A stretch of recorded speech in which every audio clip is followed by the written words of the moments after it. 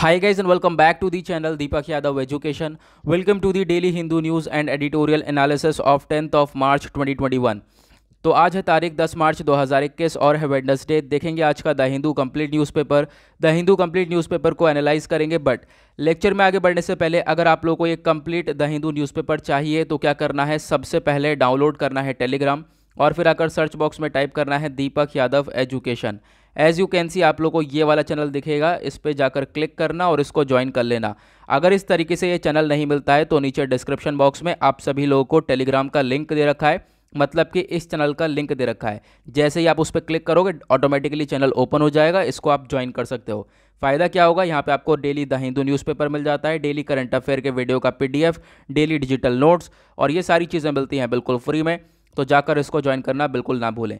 सो आगे बढ़ते हैं और आगे बढ़ने से पहले हमेशा की तरह हम लोग अपने लेक्चर को एक मैप के क्वेश्चन के साथ स्टार्ट करेंगे। तो यार आज आप लोग को मैप में जाकर देखना है उज़्बेकिस्तान को कि कहाँ पर है इसकी एग्जैक्ट लोकेशन, किस किस से बाउंड्री शेयर करता है, अच्छे से मैप में देखना। फिर आकर नीचे कमेंट सेक्शन में टाइप करना है इसकी लोकेशन को, जिससे आप लोग इसको लंबे समय तक याद रखने वाले हो।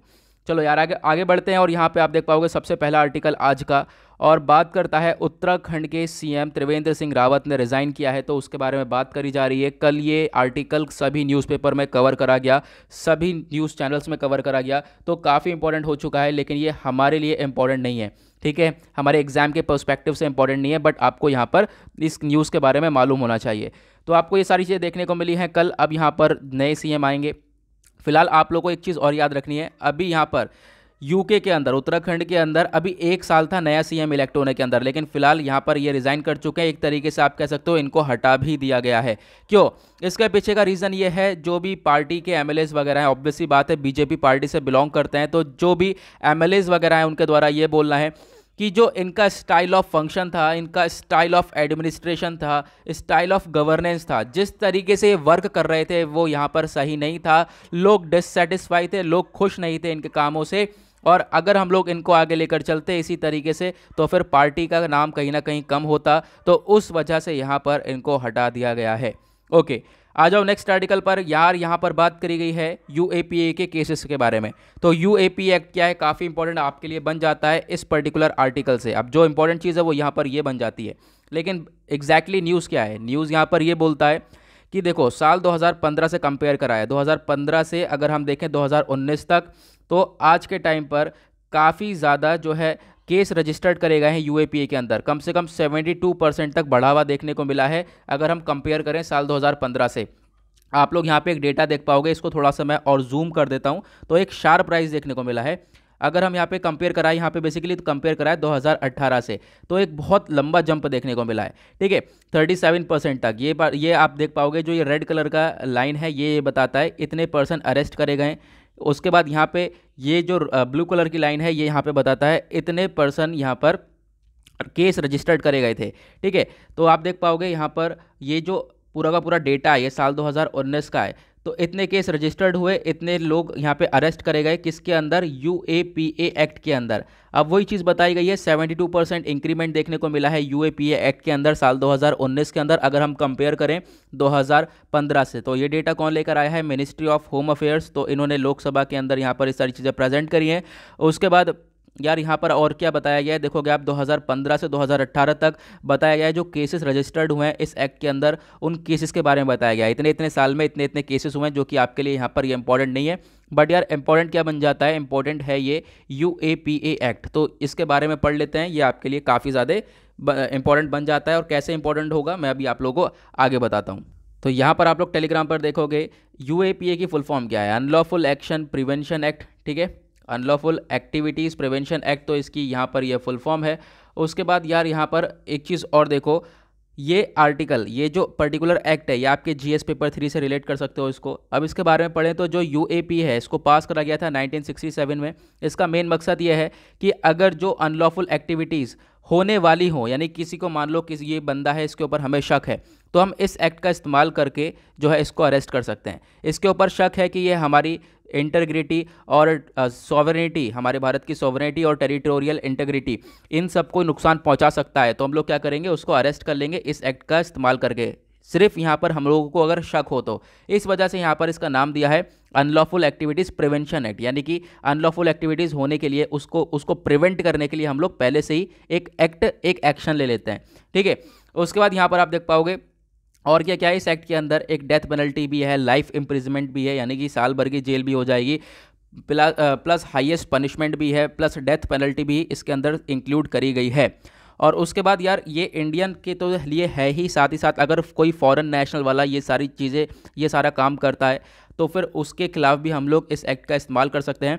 2004 के अंदर इस एक्ट के अंदर एक अमेंडमेंट करा गया था, एक बदलाव करा गया था और इसके अंदर टेररिस्ट एक्ट को ऐड कर दिया गया था, यानी कि अब हम लोग टेररिज्म के ऊपर भी फोकस करते हैं, ठीक है, इस एक्ट के साथ। तो ये चीज़ें ध्यान रखना। उसके बाद ये जो एक्ट है ये एम्पावर करता है NIA, नेशनल इन्वेस्टिगेशन एजेंसी के ऑफिसर्स को, ठीक है, कि जो है ये लोग केस को आप कह सकते हो इन्वेस्टिगेट करें अबाउट द टेररिज्म, ठीक है। तो आई होप आप लोग को यहाँ पर ये क्लियर हो गया होगा। चलो यार यहाँ पे आगे बढ़ते हैं। नेक्स्ट आर्टिकल आता है ये वाला, बात करता है supreme court questions delay in setting up environment regulator. अब सुप्रीम कोर्ट ने ट्यूसडे में बोला है गवर्नमेंट से कि आप एक्सप्लेन करो कि आप लोग क्यों एक इंडिपेंडेंट एनवायरमेंट रेगुलेटर को क्यों नहीं सेटअप कर रहे हो, क्योंकि ऑब्वियसली बात है यहाँ पर बात करी जा रही है जो ग्रीन क्लियरेंस से एनवायरमेंट को देखने के लिए एक इंडिपेंडेंट एनवायरमेंट रेगुलेटर होना चाहिए। तो ऐसा यहाँ पर सरकार के द्वारा, गवर्नमेंट के द्वारा ऐसा कोई बंदा सेटअप नहीं करा गया है, कोई ऐसा एनवायरमेंट रेगुलेटर को सेटअप नहीं करा गया है, ठीक है। तो फिर उसी को लेकर यहाँ पे एक बंदा नहीं, मतलब कि एनवायरमेंट रेगुलेटर को सेटअप नहीं करा गया है, तो उसी को देखते हुए यहाँ पे बोला है सुप्रीम कोर्ट ने ऐसा क्यों है, क्यों नहीं करा अभी तक, अगर नहीं करा है तो अब यहाँ पर आगे करने वाले हैं, उसी के बेसिस पे यहाँ पे आर्टिकल में बताया गया। नेक्स्ट आर्टिकल आप लोग यहाँ पर देख पाओगे, बात करी गई है panel flags centre megger pensions के बारे में।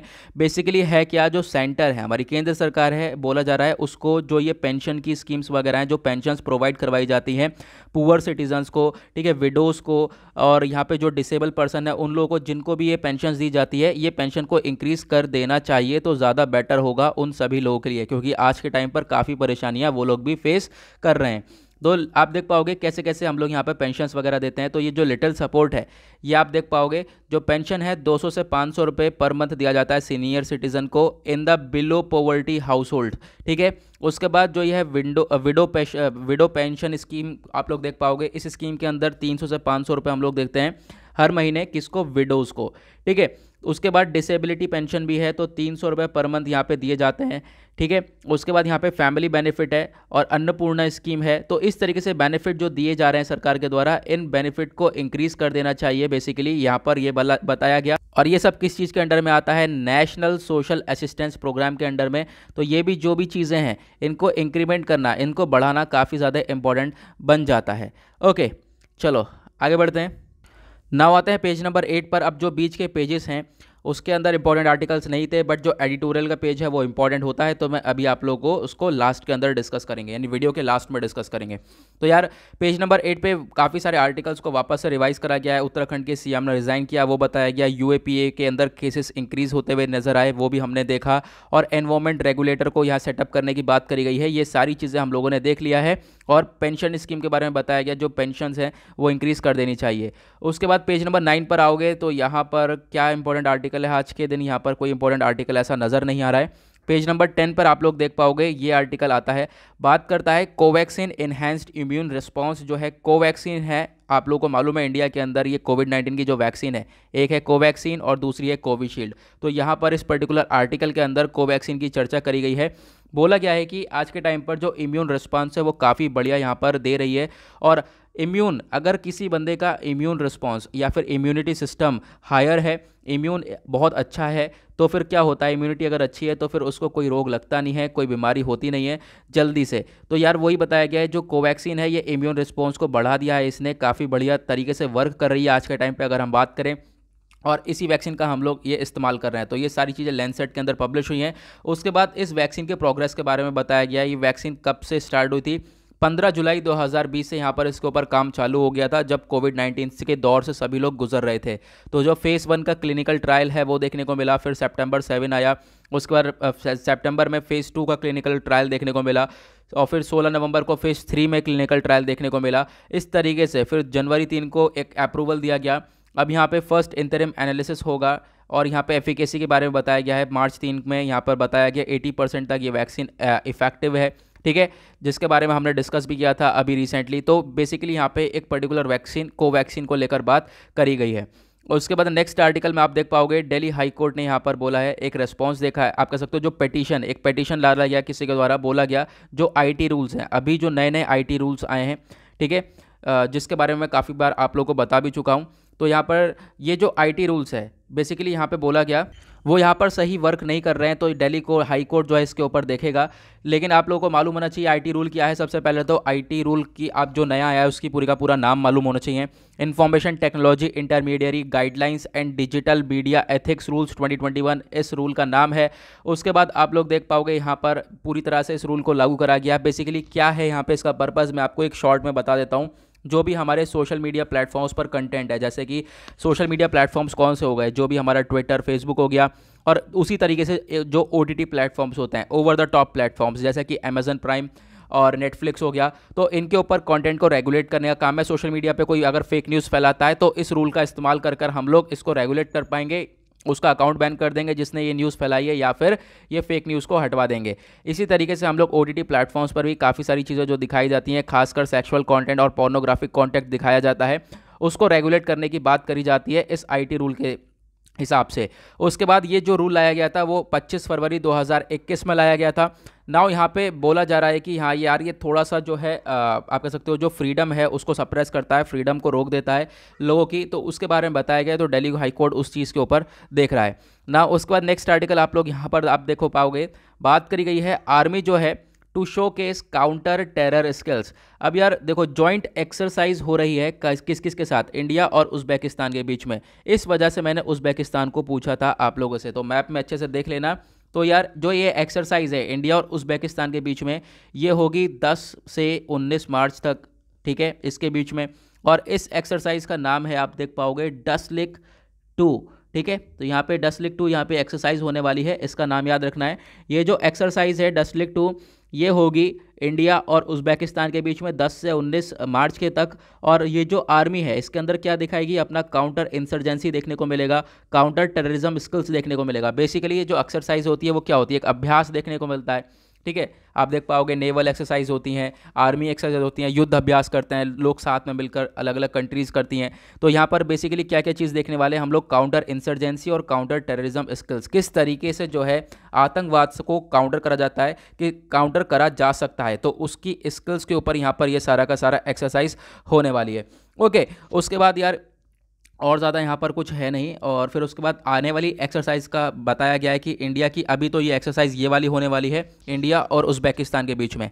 उसके बाद इंडिया के साथ एक सीरीज़ है, आप कह सकते हो जॉइंट एक्सरसाइज की सीरीज़ है, किस किस के साथ आप देख पाओगे, अप्रैल 2021 के अंदर, यानी आने वाले महीने में इंडिया और किर्गिस्तान, कज़ाकिस्तान, ठीक है, रशिया हो गया, इन सभी के साथ यहाँ पर एक्सरसाइज होने वाली है। जॉइंट एक्सरसाइज की तरफ ये लोग आगे बढ़ेंगे, यहाँ पर भी अभ्यास देखने को मिलेगा। ओके, उसके बाद यार यहाँ पे उज़्बेकिस्तान के बारे में बताया गया। उज़्बेकिस्तान एक इम्पॉर्टेंट बन जाता है इंडिया के लिए, उसकी सिक्योरिटी के लिए, ठीक है, क्योंकि यहाँ पर कनेक्टिविटी आप कह सकते हो ये कनेक्ट करता है सेंट्रल एशियन रीजन से, उसके बाद ईरान से भी कनेक्ट करता है, तो फिर जो है काफ़ी इंपॉर्टेंट बन जाता है। ऐसा यहाँ पे डिफेंस बता रहा है, हमारा डिफेंस का सोर्स बोलता है कि इंडिया के लिए उज़्बेकिस्तान काफ़ी इंपॉर्टेंट बन जाता है, उसको कनेक्टिविटी, उसकी कनेक्टिविटी, इंडिया की कनेक्टिविटी बढ़ाने के लिए। ओके, नाउ यार आगे बढ़ते हैं। नेक्स्ट आर्टिकल आप लोग यहाँ पर ये वाला देख पाओगे, बात करी जा रही है यूएस और अफगानिस्तान के बारे में। तो यहाँ पर ये जो आर्टिकल है ये मैंने कल के एडिटोरियल के अंदर भी डिस्कस किया था, अफगानिस्तान के अंदर क्या सिचुएशन है और क्या यार वॉर हुआ था, ये पूरा का पूरा मैंने इसके ऊपर डिस्कशन किया था। नाउ यहाँ पे बात करी जा रही है कि देखो अफगानिस्तान के अंदर क्या हुआ था। अभी आप लोगों को मालूम है अफगानिस्तान के अंदर काफ़ी सारी सिचुएशन देखने को मिलती है। इंडिया हमेशा लगा रहता है यहाँ पर पीस मेंटेन कराने के लिए, शांति मेंटेन कराने के लिए, क्योंकि अफगानिस्तान के अंदर जो अफगानी गवर्नमेंट है, ठीक है, वहाँ की सरकार है और साथ ही साथ वहाँ पे एक तालिबान आता है, ठीक है, तालिबान एक ऑर्गेनाइजेशन है। तो अफगानिस्तान, वहाँ पे अफगानिस्तान गवर्नमेंट और तालिबान के बीच में काफ़ी झड़प चलती रहती है, ठीक है, एक मुस्लिम ऑर्गेनाइजेशन आप कह सकते हो। तो तालिबान यहाँ पे जो ये ऑर्गेनाइजेशन ये चाहती है कि ये रूल्स इनके हिसाब से हों, अफगान गवर्नमेंट यहाँ पे कॉन्स्टिट्यूशन के हिसाब से चलता है, तो आपस में इनके डिस्प्यूट रहता है। ये लोग आपस में भिड़ते रहते हैं। तो इसको शांति बनाए रखने के लिए यहाँ पर काम कर रहे हैं सभी लोग आज के टाइम पर। यूएसए हो गया, इंडिया हो गया, बहुत सारी कंट्रीज़ और वर्क कर रही हैं, ठीक है। तो उसके बेसिस पे यहाँ पे बताया गया है, यूएसए ने और भी कंट्रीज़ को इसके अंदर इंक्लूड करा है कि ये लोग डिस्कशन करेंगे इस पर्टिकुलर मुद्दे के ऊपर कि जो आज के टाइम पर अफगानिस्तान के अंदर देखने को मिलता है। और उसके बाद पेज नंबर 11 और 12 पर ये एडवर्टीजमेंट भरा पेज है जो कि हमारे काम का है नहीं। पेज नंबर 13 के ऊपर देखोगे, अगेन यहाँ पर बताया गया, US ask Afghan leaders to consider an inclusive government. ये आप देखो, अफगान लीडर से बोला है यूएसए ने क्या, मैंने क्या बताया अफगानिस्तान के अंदर क्या सिचुएशन है। एक तो अफगानिस्तान की गवर्नमेंट, दूसरी तरफ तालिबान, आपस में इनके डिस्प्यूट देखने को मिलता रहता है, आपस में भिड़ते रहते हैं। और आप देख पाओगे बेसिकली यूएस के ट्रूप्स वगैरह भी अफगानिस्तान के अंदर हैं। और इस अगर आप लोगों को इसका थोड़ा सा डिटेल जानना है तो कल के मैंने न्यूज़पेपर एनालिसिस के अंदर डिस्कस किया है पूरी हिस्ट्री, तो वहाँ पर आप लोग थोड़ा सा देख सकते हो। अभी हम लोग फिर से हिस्ट्री डिस्कस करने लगेंगे तो फिर ये वीडियो और लंबा हो जाएगा। तो यार यहाँ पे बात करी गई है कि जो गवर्नमेंट और तालिबान के बीच में ये पीस डील के लिए यूएस ने एक छोटा सा स्टेप उठाया। जो बाइडन ने बेसिकली कल एक आर्टिकल हमने डिस्कस किया था, जो बाइडन के द्वारा ये भी कहना है कि तालिबान को कहीं ना कहीं इन्वॉल्विंग हो जाना चाहिए, कहीं ना कहीं इन्वॉल्व कर देना चाहिए गवर्नमेंट के अंदर, तो हो सकता है जो है यहाँ पे शांति बन जाए। तो यहाँ पे देखेंगे आगे होता क्या है, तो वही चीज़ें इसके अंदर बताई गई हैं। नाउ नेक्स्ट आर्टिकल आप देख पाओगे, काफ़ी इंपॉर्टेंट है, इंडिया और श्रीलंका को लेकर यहाँ पर बात करी गई है। आप लोगों को मालूम होगा इंडिया और श्रीलंका काफ़ी ज़्यादा न्यूज़ के अंदर है काफ़ी दिनों से, ठीक है। यहाँ पे आप लोगों को मैं ये बताऊँगा इंडिया श्रीलंका के रिलेशंस के बारे में भी, लेकिन उससे पहले बात कर लेते हैं ये न्यूज़ के अंदर क्यों है। अभी देखो हुआ क्या है, एक साल पहले 2019 की बात है, हमारे पास श्रीलंका के अंदर एक प्रोजेक्ट लगाने का काम था, ईसीटी, जिसको हम लोग बोलते हैं ईस्ट कंटेनर टर्मिनल। ये वाला जो पोर्ट है, ये बंदरगाह है, ये हम लोग लगाते कहाँ पर, ये इस पोर्ट का डेवलपमेंट करते कहाँ पर, श्रीलंका के अंदर। अब श्रीलंका ने इसको अभी हाल ही में मना कर दिया, नहीं इंडिया और जापान मिलकर बेसिकली इसका डेवलपमेंट करने वाले थे, लेकिन श्रीलंका ने अब मना कर दिया कि नहीं, हम लोग यहाँ पर ये इसका डेवलपमेंट नहीं करेंगे, ठीक है, इंडिया से नहीं करवाएंगे डेवलपमेंट। श्रीलंका ने बोला अगर हम लोग दूसरा प्रोजेक्ट लगवाएंगे WCT, दूसरे प्रोजेक्ट पे आप लोग उसको डेवलप कर सकते हो, ठीक है। तो अब यहाँ पर बेसिकली दूसरे प्रोजेक्ट का ऑफर लेकर आ चुका है श्रीलंका। कौन सा ऑफर है, आप कह सकते हो वेस्ट कंटेनर टर्मिनल। तो बोला ये जा रहा है इंडिया और जापान मिलकर वेस्ट कंटेनर टर्मिनल का प्रोजेक्ट लगा सकते हैं श्रीलंका के अंदर। लेकिन अब यार ये देखो कि अभी ईस्ट कंटेनर टर्मिनल का प्रोजेक्ट लगा रहे थे, ये पोर्ट लगा रहे थे श्रीलंका के अंदर, तो श्रीलंका ने तो मना कर दिया। इससे कहीं ना कहीं जापान भी नाराज़ हुआ है और कहीं ना कहीं इंडिया भी नाराज़ हुआ है। अब जब ये ऑफर लेकर आ रहे हैं दूसरा कि वेस्ट कंटेनर टर्मिनल पोर्ट लगा लो, तो अब यहाँ पर आप देख पाओगे इंडिया और जापान दोनों ही काफ़ी दूर हैं, दोनों ही इंडिया और जापान दोनों ही काफ़ी डिस्टेंस रख चुके हैं अपने डिसीजन को रखने के से पहले। अभी इन्होंने कुछ जवाब वगैरह नहीं दिया है कि हम लगाएंगे भी या नहीं, ठीक है। तो क्योंकि ऑब्वियस सी बात है, जिस पर ये लोग वर्क करने वाले थे उस काम को मना कर दिया था। नाउ यहाँ पे एक चीज़ और भी है, जो WCT प्रोजेक्ट होने वाला है, वेस्ट कंटेनर टर्मिनल प्रोजेक्ट होने वाला है इंडिया और जापान के बीच में, ये इंडिया के हाथ में 85% तक इसका स्टेक रहने वाला है। मतलब कि इंडिया और जापान मिलकर 85% तक इसके होल्डर रहने वाले हैं। मतलब एक तरीके से ये प्रोजेक्ट, ये जो टर्मिनल है पूरी तरह से इंडिया और जापान के अंदर कंट्रोल में रहने वाला है, ठीक है। और इसी तरीके से याद भी रखना है आपको, अब यहाँ पर हमने काफ़ी सारी चीज़ें देख ली कि हाँ क्या चल रहा है। तो एक तरीके से आप देख सकते हो ख़राब भी हो रहे हैं रिलेशन, है ना। लेकिन अगर हम बात करें, अब यहाँ पर दूसरा प्रोजेक्ट लेकर आया जा रहा है, तो अगर हम लोग इसको मेंटेन करके चलते हैं तो काफ़ी बढ़िया भी हो जाएंगे। दूसरी तरफ अगर हम देखें चाइना को, तो चाइना का काफ़ी हद तक इन्वॉल्वमेंट देखने को मिलता है श्रीलंका के अंदर। वहीं पर एक चाइना का प्रोजेक्ट भी है, CICT करके एक चाइना का प्रोजेक्ट भी वहाँ पर लगा हुआ है। तो आप देख पाओगे कि चाइना भी काफ़ी ज़्यादा आप कह सकते हो इन्वेस्टमेंट कर चुका है, श्रीलंका के अंदर इन्वेस्टमेंट कर रहा है। तो उन दोनों के रिलेशन भी काफ़ी हद तक बढ़ते हुए नज़र आते हैं। नाउ अब यार इस आर्टिकल से देखो, हमने न्यूज़ देख लिया क्या है, अब एक काफ़ी इंपॉर्टेंट चीज़ आ जाती है इंडिया और श्रीलंका के रिलेशंस के बारे में कि कैसे हैं रिलेशन, कैसे आप लोगों को पढ़ना है रिलेशन के बारे में। तो चलो उसके बारे में पढ़ते हैं। यहाँ पे आप लोग देख पाओगे, तो थोड़ा सा इसको मैं ऊपर करता हूँ। अब यार देख पाओ इंडिया और श्रीलंका के रिलेशन, सबसे पहले हम लोग बैकग्राउंड देखेंगे। तो इंडिया और श्रीलंका की जो रिलेशनशिप है लगभग 2500 साल पहले से चल रही है, ठीक है। हर चीज़ में हम लोग लेकर चलते हैं, कल्चरल, रिलीजियस, लिंग्विस्टिक इंटरकोर्स, कुछ कल्चर श्रीलंकन कल्चर इंडिया के अंदर देखने को मिलेगा, इंडियन जो कल्चर है वो श्रीलंका के अंदर देखने को मिलेगा। तो 2500 साल से ये कहानी चलती भी आ रही है और दोनों मिलकर सपोर्ट करते हैं अगेंस्ट द टेररिज्म, यानी आतंकवाद के खिलाफ दोनों ही कंट्रीज़ खड़ी रहती हैं। कि देखो सिविल वॉर के बारे में मालूम होगा, सिविल वॉर हुआ था तो उस समय पर इंडिया ने काफ़ी हद तक सपोर्ट किया था श्रीलंका की गवर्नमेंट को, और श्रीलंका की सरकार से बोला था अब आप लोगों को एक्ट लाने पड़ेंगे अगेंस्ट द टेररिस्ट फोर्स। ठीक है, टेररिज्म के अगेंस्ट, आतंकवाद के अगेंस्ट काम करना पड़ेगा। तो एक तरीके से यहाँ पर भी दोनों ने रिलेशन मेंटेन करके चले हैं। उसके बाद यहाँ पे आप देख पाओगे एक सपोर्ट दिया गया इंडिया के द्वारा श्रीलंका को। क्या दिया गया? Indian housing project. ये एक आप कह सकते हो इंडियन हाउसिंग प्रोजेक्ट दिया गया, जिससे कि हम लोग क्या कर रहे हैं, हम लोगों ने क्या करा, श्रीलंका के अंदर हमने बिल्ड करे 50,000 घर उन लोगों के लिए जो कि सिविल वॉर के अंदर अफेक्टेड पर्सन थे। उन लोगों के लिए यहाँ पर होम्स को बनाया गया ताकि जो है अच्छी तरीके से जो परेशानियाँ थी उनसे गुजर सकें वो लोग।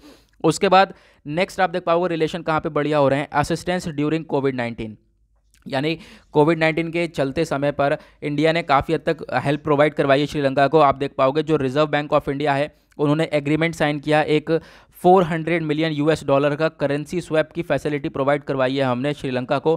करेंसी स्वैप मतलब कि ये जो पैसा है अब कहीं ना कहीं हम वापस भी आएगा, ऐसा नहीं है कि हमेशा के लिए दे दिया है। तो श्रीलंका को यह फैसिलिटी प्रोवाइड करवाई है ताकि जो उसकी फाइनेंशियल स्टेबिलिटी है वो मेंटेन रखें, और साथ ही साथ कोविड-19 पैंडेमिक से ये लोग गुजर सकें अच्छे से। उसके बाद श्रीलंका और इंडिया मिलकर आपस में जॉइंट एक्सरसाइज यानी कि अभ्यास भी करते हैं ढेर सारे। आप देख पाओगे एक मित्र शक्ति नाम का अभ्यास आप कह सकते हो यहाँ पे देखने को मिलता है इंडिया और श्रीलंका के बीच में, जिसको हम लोग जॉइंट मिलिट्री एक्सरसाइज बोलते हैं। दूसरा अभ्यास इसके बराबर में आप देख पाओगे नेवल एक्सरसाइज देखने को मिलता है जिसका नाम है सिलिनेक्स। ओके, तो यहाँ पर ये था कंप्लीट रिलेशन, ये भी आई होप आप लोगों को क्लियर हो गया होगा। आगे बढ़ते हैं, नेक्स्ट आते हैं बिजनेस सेक्शन पर। देखेंगे इकोनॉमी से रिलेटेड आर्टिकल है। सबसे पहले यहाँ पर आप देख पाओगे बोला गया है आज के टाइम पर जो ओपेक प्लस कंट्रीज़ हैं, ठीक है, यानी ओपेक कंट्रीज़ कौन सी हैं, जो कि हम लोग को ऑयल देती हैं, ऑयल प्रोड्यूस कर देती हैं।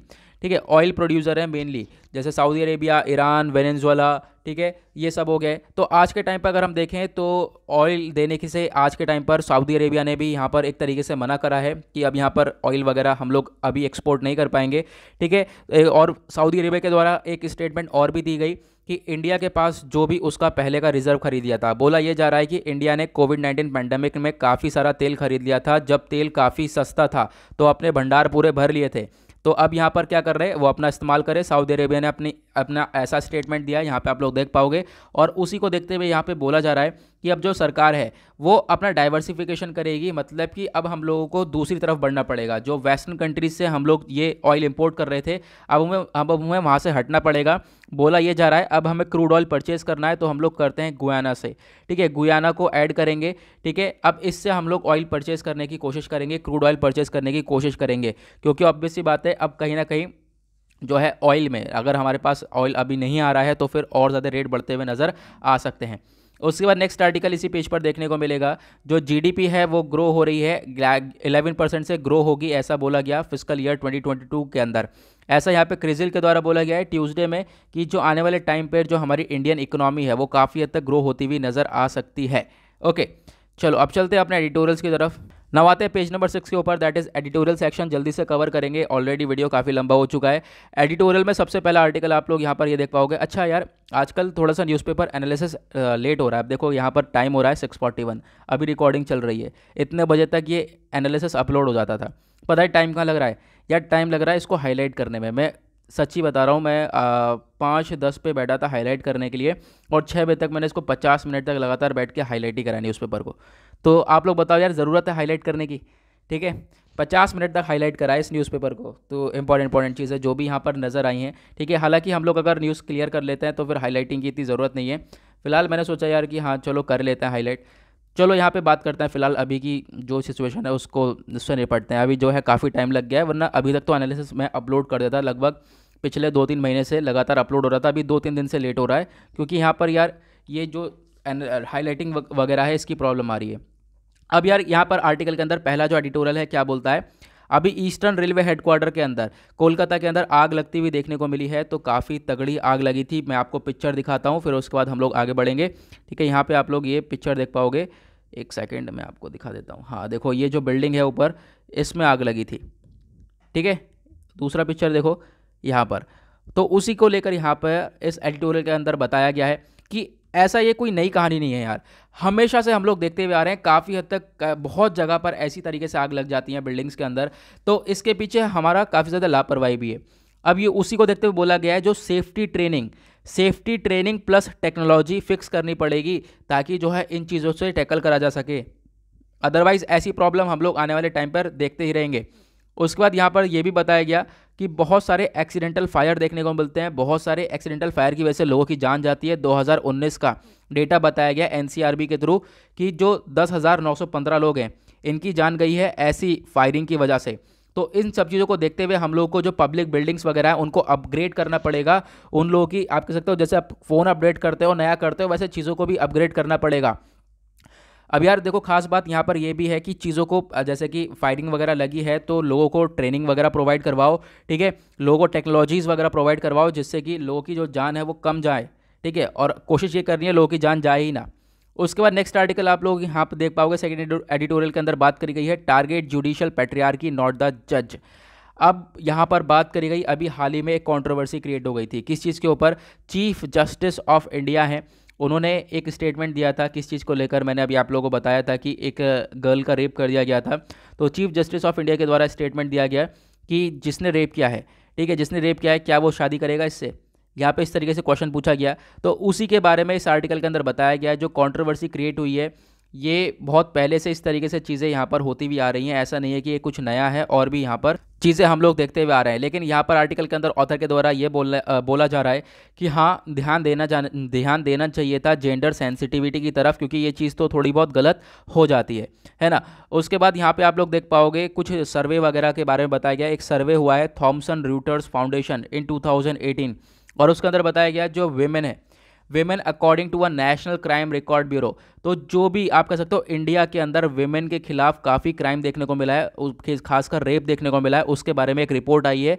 और इस एनसीआरबी रिपोर्ट के द्वारा बताया गया साल 2019 में 32,032 रेप्स देखने को मिले हैं साल 2019 में।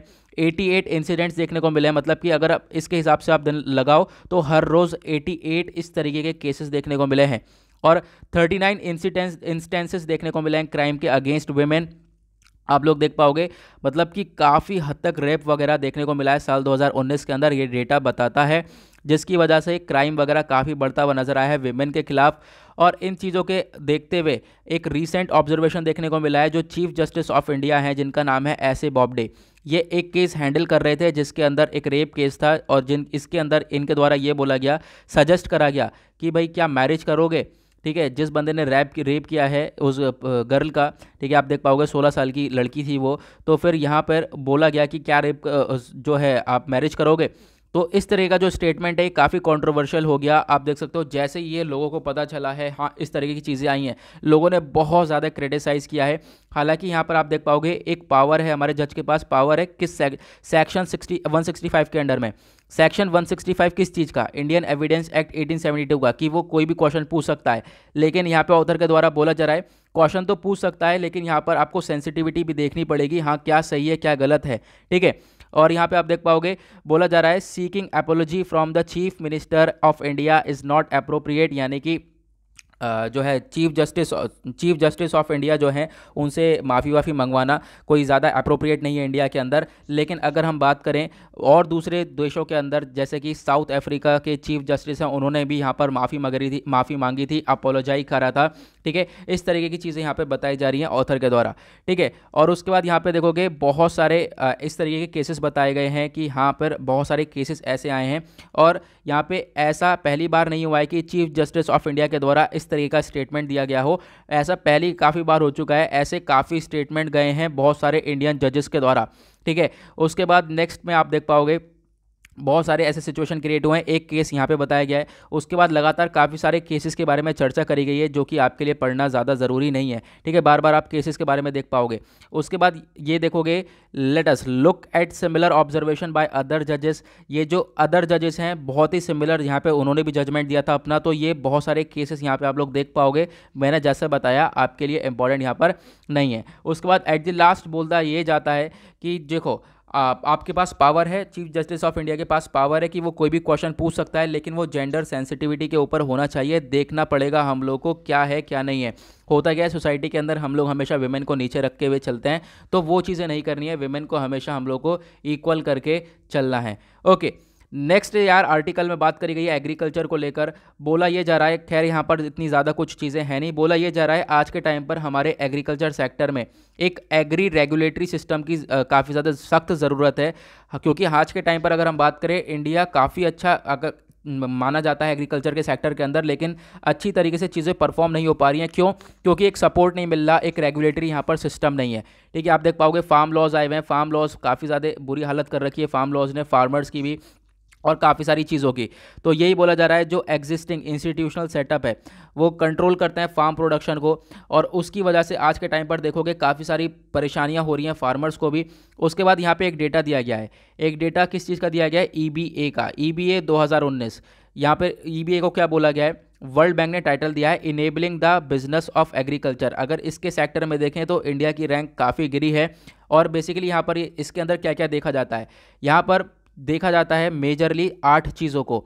8 चीज़ें क्या क्या होनी चाहिए इसके इंडिकेटर होता है, मतलब किसी भी कंट्री के अंदर एग्रीकल्चर सेक्टर को देखने के लिए 8 चीज़ें ये देखी जाती हैं।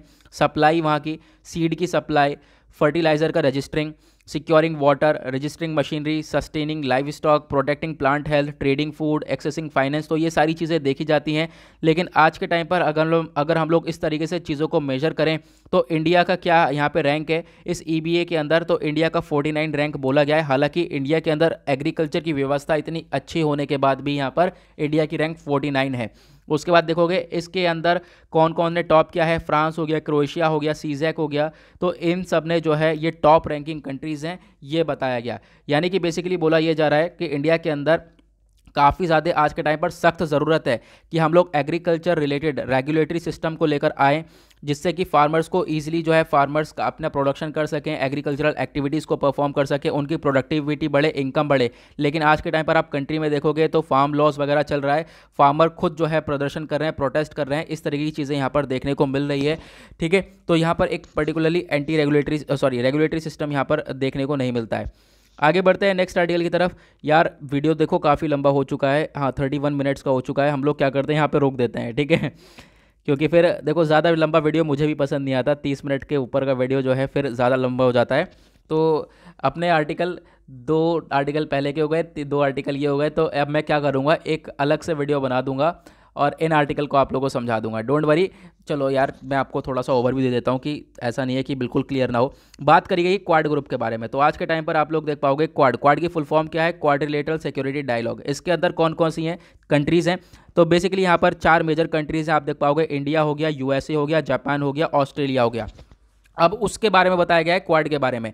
देखो अब अगर हम बात करें तो क्वाड कंट्री हम लोग क्वाड ग्रुप काफ़ी ज़्यादा न्यूज़ के अंदर कब आया, मतलब काफ़ी चर्चा में, काफ़ी फेमस कब हुआ, जब चाइना का काफ़ी ज़्यादा एग्रेशन देखने को मिला था। ऑब्वियस ही बात है चाइना का बहुत तगड़ा एग्रेशन देखने को मिलता है, उसी की वजह से क्वाड ग्रुप का काफ़ी ज़्यादा वर्किंग में देखने को मिला है। क्वाड ग्रुप काफ़ी अच्छी तरीके से काम होता हुआ देखने को मिला है, क्योंकि USA में आप देख पाओगे USA भी काफ़ी हद तक सपोर्ट करता हुआ है क्वाड ग्रुप को।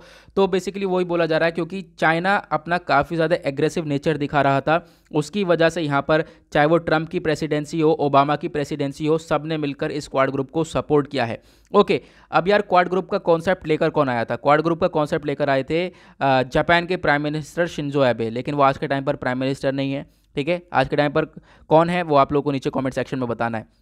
नाउ अगर हम बात करें इंडिया की क्या सिचुएशन है क्वाड के अंदर, तो इंडिया अगर हम बात करें इंडिया की, तो इंडिया ने एक तरीके से आप कह सकते हो काफ़ी बढ़िया ये भी काम किया है, क्योंकि एक तरफ से चाइना से रिलेशन ख़राब हो रहे थे, तो काफ़ी ज़रूरत था कि इंडिया दूसरे कंट्रीज़ के साथ अपने रिलेशन को मेंटेन कर सके। खासकर हम लोग कोशिश करते हैं जो वेस्टर्न पैसिफिक एरिया है, इंडो पैसिफिक एरिया है, ठीक है, इंडियन ओशियन है या फिर वेस्टर्न पैसिफिक एरिया है, वहाँ पर चाइना का काफ़ी ज़्यादा एग्रेशन देखने को मिलता है। कौन से वाले एरिया में, मैं अभी आप लोगों को आगे दिखाता हूँ। इस वाले एरिया में यहाँ पे आप देख पाओगे यह है हमारी कंट्री, और इसके कंपैरिजन में इस वाला ये चाइना हो गया। इन सारे एरियाज़ में काफ़ी हद तक चीज़ें देखने को मिलती है चाइनीज़ के द्वारा, तो वही चीज़ें यहाँ पर बताया गया है कि इसी वजह से इंडिया भी काफ़ी हद तक ज्वाइन कर चुका है और काफ़ी फ़ायदा हुआ भी है। ऑब्वियस सी बात है, एक तरफ से चाइना से रिलेशन ख़राब हो रहे थे हमारे, तो दूसरी तरफ से USA के साथ ग्रो हो रहे थे, बाकी अदर कंट्रीज़ के साथ हमारे रिलेशन ग्रो हो रहे थे। फिर उसके बाद दूसरी तरफ यहाँ पे बताया गया कैसे रिलेशन है आज के टाइम पर हमारे चाइना के साथ। पहले तो हमारे रिलेशन अच्छे इतने थे नहीं, ठीक है।